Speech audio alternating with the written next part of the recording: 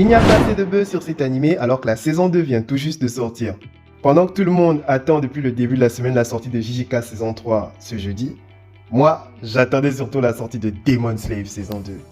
De son nom japonais, Mato Seihei no Slave, aussi connu sous Chained Soldier en anglais, l'histoire suit l'évolution de Wakura Aoki dans un monde matriarcal où les femmes possèdent des super pouvoirs et les hommes sont dénigrés car eux ils n'en possèdent pas.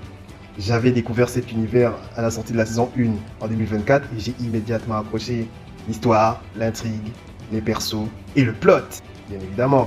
Oui, je sens me répéter, mais il y a bien une différence. Plein d'œil. Bref, j'avais poursuivi l'histoire en manga, captivé par l'univers très riche, mêlant action et divertissement.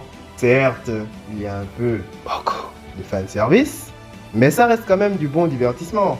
Le développement des personnages est superbement géré, les planches sont magnifiques, un vrai plaisir pour les yeux. C'est pour ça que j'attendais avec impatience l'adaptation en animé de la suite. Surtout pour un personnage teasé depuis la fin de la saison 1 et déjà assez emblématique, Ren Yamashiro.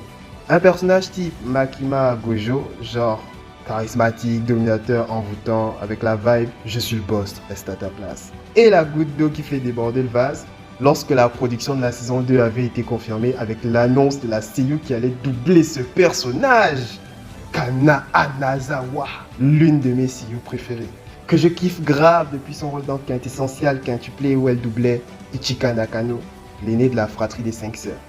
Et toi, tu connaissais cet animé?